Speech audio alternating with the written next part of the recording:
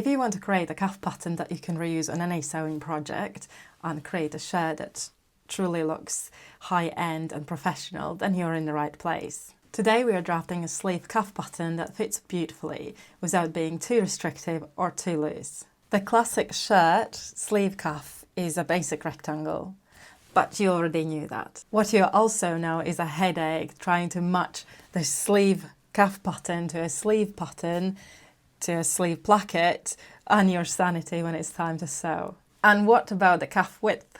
I will address all those issues when I am showing you how to draft a cuff pattern that fits any sewing pattern. That's right, you only ever need one master sewing pattern for the cuff that you can reuse for any shirt or a shirt dress that you may want to sew. While the cuff pattern is a basic rectangle, you need to consider the cuff construction to make a pattern for it. There are 2 layers that hide the seams, and it needs to fit the wrist perfectly without restricting movement. So how do we do that?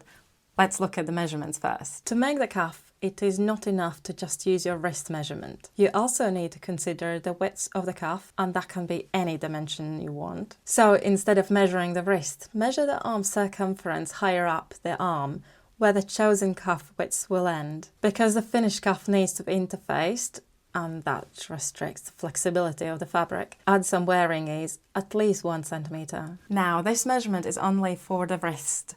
You will also need to add the button extension. In my button stand drafting tutorial, I show you how to use a paper strip method to decide which width for the button stand extension to use. You can reuse the same method here. The width of the paper strip that you selected is the measurement that you need to add to the cuff length. Here you may also wonder why I'm not using the actual sleeve button dimensions. Well, the answer is very simple. You need to make the cuff fit your wrist and your body, not the sewing pattern. We will force the sleeve width opening to match the cuff later, not the other way around. I will link the sleeve adjustment tutorial here. With the measurements ready, it is time to draft the basic rectangle. Length is your total adjusted wrist measurement with these and button extension added. Width is exactly twice your finished cuff height.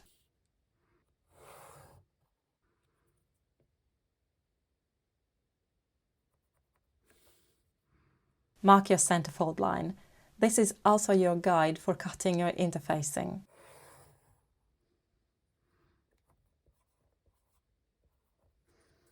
The button and buttonhole markings go on the line that is exactly half of the button extension width away from the edge. You can use 1 or 2 buttons depending on whether you want that premium look. While I marked 2 buttons and buttonholes, I actually only attach 1 on my shirts because, well, life is way too short to fiddle with extra buttons. Once you're happy with the pattern, test it on your wrist to see how it fits and behaves.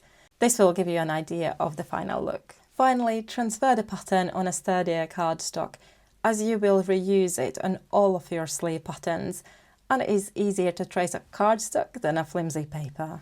I chose not to add seam allowances to my pattern, opting to add it at the fabric cutting stage. I have a separate video that I will link here on how to add seam allowances to your pattern. But hold on, what if you want to wear a watch? That is not going to fit under that cuff. Well, you can measure around your watch and draft 2 different length cuffs for your left and your right arm. Or draft 2 slightly larger cuffs, but one of them is going to be too big for your arm. Different sized cuffs will need custom adjustments to your sleeve pattern. And that's my next video in the shirt drafting series.